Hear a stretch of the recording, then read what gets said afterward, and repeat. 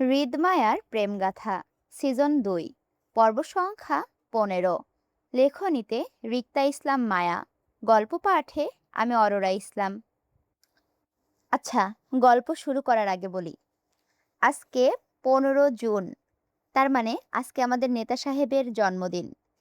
Happy birthday নেতা সাহেব, শুভ জন্মদিন আপনাকে।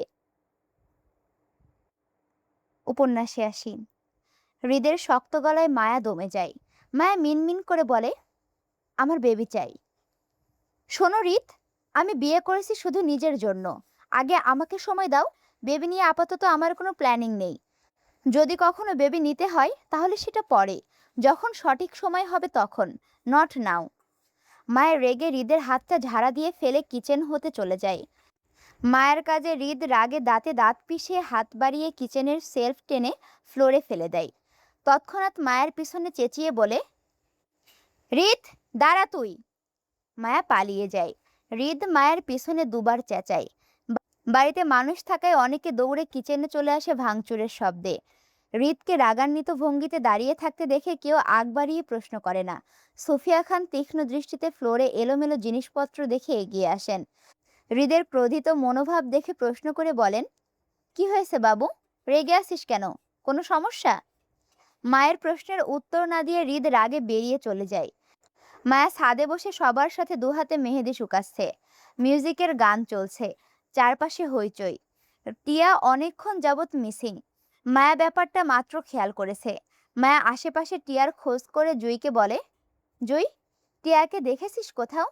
টিয়া কোথায় রে? জুই মায়ের মতো মেহেদি রঙা জামদানি শাড়ি পরেছে। জুইয়ের হাতে মেহেদি পরা শেষ হয়নি। মেহেদি আর্টিস্ট জুইকে মেহেদি দিয়ে দিচ্ছে। জুই হাতের মেহেদির দিকে তাকিয়ে জবাব দিয়ে বলে, টিয়া নিচে গেছে হয়তো। কবে গেছে কিছু জানিস? জানি, ঘন্টাখানেক আগে গেছে। বাড়ির সব মেয়েরা ছাদে বসে আছে। টিয়া একা নিচে এত সময় ধরে কি করছে? কোনো সমস্যা হলো কি?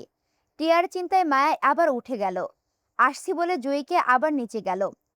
বসার ঘরে টিয়া নেই। মেহমানরা বসে আছে। কিচেনে সার্ভেন্ট আছে কিন্তু টিয়া কোথাও নেই। মায়া কি মনে করে বসার ঘর পেরিয়ে বাইরে গেল। খানবাড়িতে হৃদের ছেলেরা মেহমানদের তদারকি করছে। বেশ কয়েকটা গরু মহিষ একত্রে জবাই করা হয়েছে কালকের অনুষ্ঠানের জন্য। সাদা পাঞ্জাবি পরে ছেলেরা হাতে হাতে কাজ করছে। নিহাল খান, রাদিফ, আয়ন, আরাফ খান সেখানে দাঁড়িয়ে। হৃদ আসিফকে কোথাও আশেপাশে দেখা যায়নি। খানবাড়ির যে পাশটায় সবাই কাজ করছে, মায়া তার বিপরীত পাশে এগোয়। এত ছেলে মানুষের সামনে দিয়ে টিয়া কোথাও যাবে না। খানবাড়ির অপর পাশে বাগানে গেটের পাশে কিছু মানুষ দেখা যাচ্ছে, হয়তো সেখানে টিয়া থাকতে পারে। চারপাশে বেশ লাইটিং করা, তাই তেমন অন্ধকার নেই, ভালোই আলো আছে।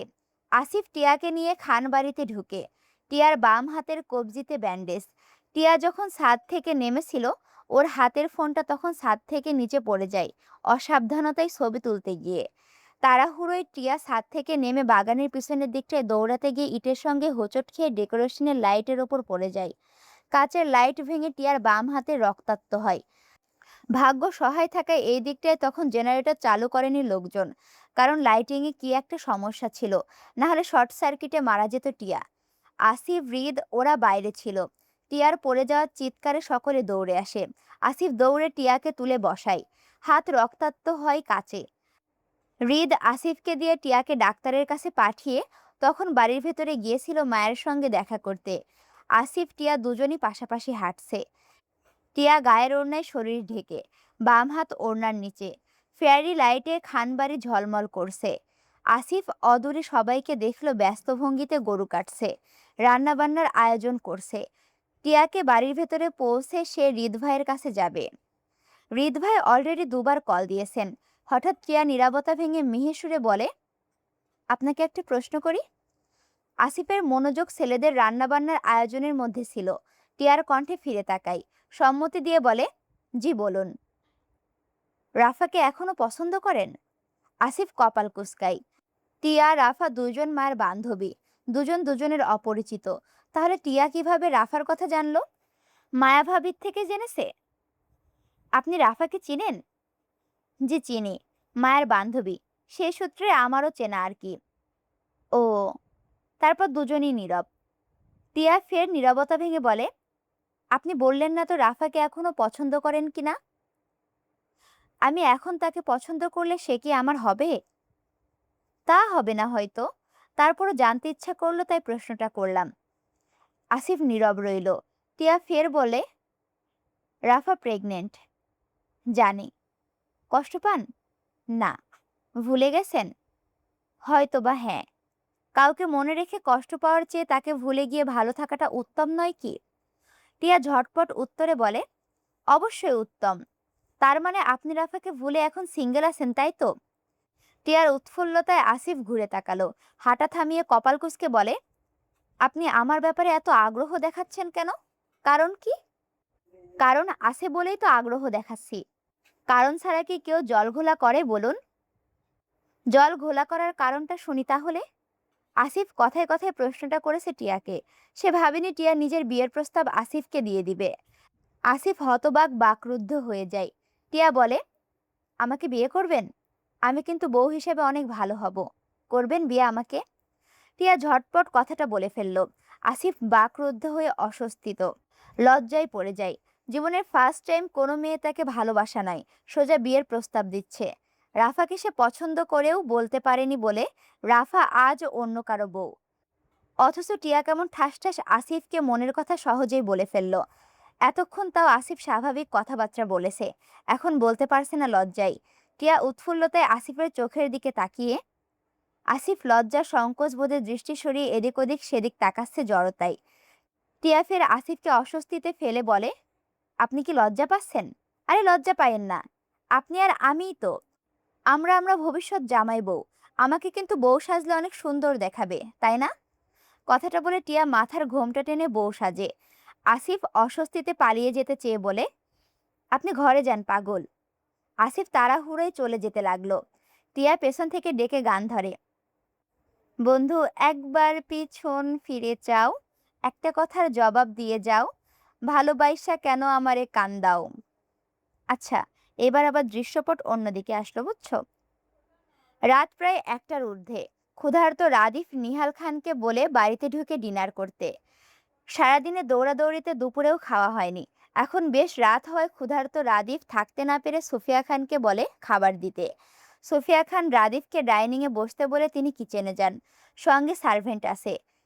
বসার ঘরে কয়েকজন মেহমান মহিলারা বসে আছে। বাকিরা সবাই ছাদে হইচই করছে। রাদিফ ডাইনিংয়ে চেয়ার টেনে বসতেই শুভাকে দেখতে পেল। সে সাদা ভাত গরুর মাংস দিয়ে খাচ্ছে। রাদিফ শুভার মুখোমুখি চেয়ারে বসে। খুব স্বাভাবিকভাবে শুভা এক পলক রাদিফকে দেখে পুনরায় খাওয়ায় মনোযোগী হয়। রাদিফ একটু কপাল কুঁচকে স্বাভাবিকভাবে ফোন চালায়। দুজন দুজনকে নীরবে এড়িয়ে যায়। খানিক বাদে সুফিয়া খান মালাকে দিয়ে খাবার ডাইনিংয়ে রাখে।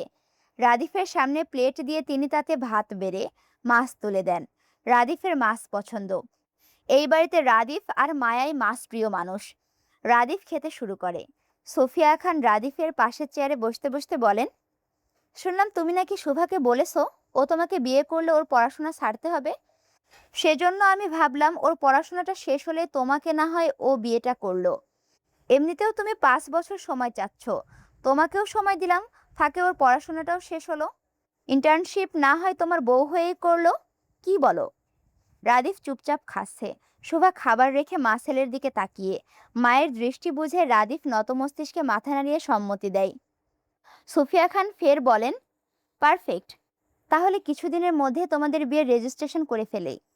রাদিফ এবার খাবার থামিয়ে অবাক গলায় বলে, বিয়ে করব বলেছি, তাহলে এখন আবার বিয়ের রেজিস্ট্রেশন কেন করতে হবে আম্মু?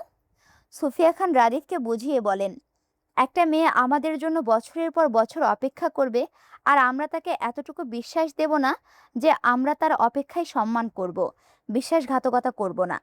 তোমার কথা চিন্তা করে শুভাকে আপাতত আমাদের ঘরের বউ করে আনব না, কিন্তু শুভার পরিবার সমাজ আছে। ওরা ওদের মেয়েকে কেন ভরসা ছাড়া, কেন বছরের পর বছর আমাদের কথায় বিয়ে ছাড়া বসিয়ে রাখবে? ওদের মেয়ের একটা জীবন আছে না? সেজন্য তোমার কথাও রইল, আবার শুভার দিকটাও বিবেচনা করে আপাতত তোমাদের আইনগতভাবে বিয়ের রেজিস্ট্রেশন করে রাখবো। তোমরা সংসার করবে 5 বছর পর। যেদিন তুমি নিজে এসে বলবে, সেই দিন তোমাদের ধর্মীয় মোতাবেক বিয়ে দেব, এর আগে নয়। রাদিফ মায়ের কথা বুঝে বলে, এর মানে এখন আমাকে হাফ বিয়ে করতে হবে? তুমি যদি মনে করো এটা হাফ বিয়ে তাহলে হাফ বিয়ে, আবার তুমি যদি মনে করো এটা ফুল বিয়ে তাহলে তাই। সম্পূর্ণ তোমার ওপর ডিপেন্ড করে যে তুমি বিয়েটাকে কিভাবে নিচ্ছ। রাদিফ কিছুক্ষণ চুপ থাকে, তারপর ধীরে ধীরে খাবার চিবোতে চিবোতে সম্মতি দিয়ে বলে, তোমার যেটা ভালো লাগে সেটাই করো আম্মু। সুফিয়া খান তীক্ষ্ণ গলায় বলে, আর ইউ শিওর? জি। গ্রেট। সুফিয়া খান উঠে দাঁড়িয়ে যান। মালাকে চলে যেতে বলে রাদিফ ও শুভা দুজনের উদ্দেশ্যে বলেন, তোমাদের যদি কোনো কথা থাকে তাহলে নিজেদের মধ্যে ডিসকাশন করে নিতে পারো। সুফিয়া খান চলে যান, রেখে যান নিস্তব্ধ নীরবতা।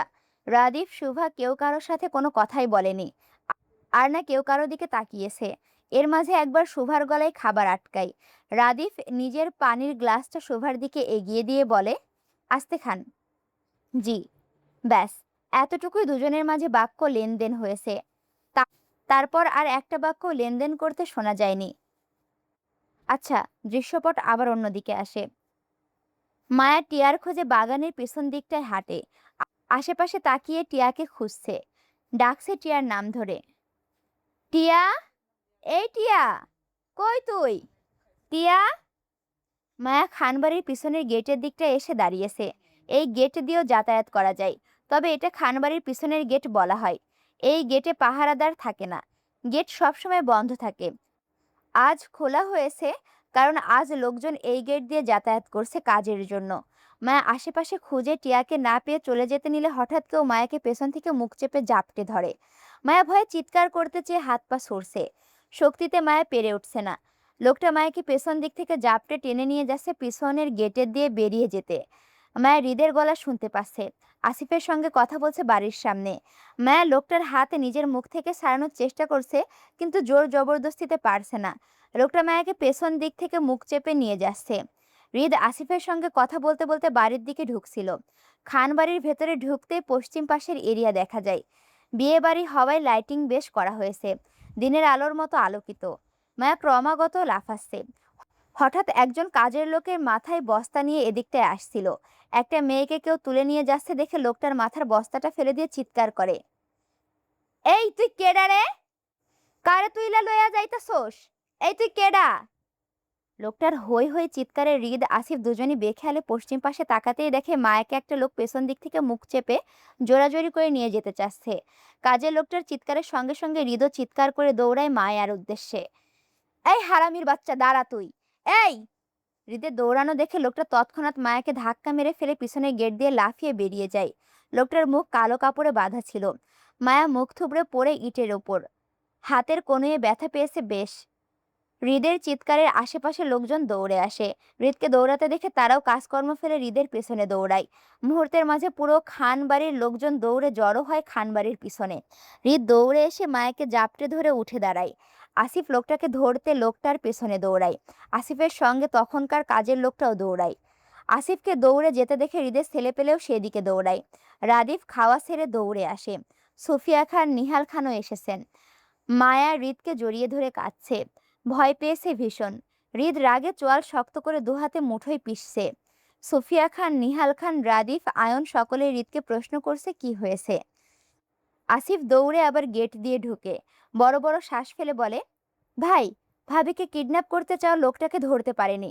ওরা গাড়ি নিয়ে এসেছিল, দেখে মনে হচ্ছে ওরা পরিকল্পিতভাবে এই বাড়িতে ঢুকেছিল ভাবিকে কিডন্যাপ করতে। মায়াকে কিডন্যাপ করতে চেয়েছিল কেউ। খবরটা শুনে নিহাল খান, সুফিয়া খান, রাদিফ, আয়ন, আরাফ খান, হ্যানা খান সহ উপস্থিত সকলে হতবাক বা ক্রুদ্ধ হয়ে গেছে।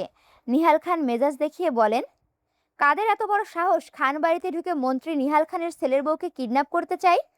তাদের মুখ দেখেছো আসিফ? না স্যার, ওরা সবাই মুখ কালো কাপড় দিয়ে ঢেকেছিল, মুখোশধারী। হৃদ রাগে রিরি করছে, কিন্তু মুখে টু শব্দ করছে না। সোফিয়া খান হৃদের রাগের আভাস পেয়ে মায়াকে নিজের কাছে টানতে চেয়ে বললেন, ওকে আমার কাছে দাও হৃদ, ভয় পাচ্ছে ও। সুফিয়া খান হাত বাড়ান মায়াকে নিতে। হৃদ মায়াকে নিজের কাছে টেনে নেয়, মায়ের হাত শক্ত করে চেপে নিজের সঙ্গে নিয়ে যাচ্ছে। মায়া কাঁদছে আর হৃদের বড় বড় কদমের সঙ্গে দৌড়াচ্ছে। আজ একটুর জন্য মায়া অনেক বড় বিপদের হাত থেকে বেঁচেছে। হৃদ ঠিক এই বিষয়টার জন্য কয়েকদিন ধরে মায়াকে নিষেধ করছিল একা বাইরে না যেতে, কিন্তু মায়া বিষয়টা জানতো না। সে টিয়ার খোঁজে বেরিয়েছিল। বাড়িতে এত মানুষ থাকতে কেউ মায়াকে খানবাড়ির ভেতর থেকে কিডন্যাপ করতে চাইবে, এই বিষয়টা মায়ের জন্য অকল্পনীয় ছিল। শুধু মায়ের জন্য নয়, খানবাড়ির সবার জন্যই অকল্পনীয় ছিল। হৃদ মায়াকে টেনে ঘরে নিয়ে আসে, মায়াকে ধাক্কা মেরে দেওয়ালে ফেলে, শক্ত হাতে মায়ের দুগাল চাপে। মায়ের গাল দাঁতের মাড়িতে পিষে যেতে হৃদ রাগে রিরি করে গর্জনে বলে, বেয়াদবের বাচ্চা, তোরে বলেছিলাম না ঘরের বাইরে যাবি না, কেন গেলি? আমার কথা কানে যায় না? পাগল আমি? না করার পরও কেন বারবার অবাধ্য হোস? জানের ভয় নাই? মরার যখন পাখনা গজাইছে তখন আমি মেরে দিই তোরে। মেরে দেই এখন। আসসালামু আলাইকুম রহমতুল্লাহ। কেমন আছো তোমরা সবাই? এই লেখিকা যে এতদিন পরে উপন্যাসটা দিয়েছে, আমি লেখিকার ওই যে কিছু কিছু উপন্যাসের কিছু কিছু চরিত্রই ভুলে গেছি। তারা কই থেকে আসছে আমি পড়ছি আর ভাবছি, আর তোমাদের অবস্থা কি তা তো বুঝতেই পারছি। যাই হোক, গালি দিও না। আর গালি দিলেও মনে মনে দাও, আমি কিছু মনে করছি না। দেখা হচ্ছে পরবর্তী ভিডিওতে। আমি তোমাদের সাথে আছি, তোমাদের অপ্রিয় পাঠিকা অরোরা ইসলাম। আর হ্যাঁ, আমাদের নেতা সাহেবকে জন্মদিনের শুভেচ্ছা জানাতে যেন ভুলো না। আর জন্মদিনের শুভেচ্ছা জানানোর জন্য কমেন্ট বক্স একদম ফাঁকা রেখে দিছি, শুধু কমেন্ট করো। আর হ্যাঁ, সাথে লাইকও করতে পারো। তাহলে চ্যানেলটা আবার সাবস্ক্রাইব করা বাদ দিবা কেন বলো তো? চ্যানেলটাও সাবস্ক্রাইব করো, বুঝছো? আল্লাহ হাফেজ।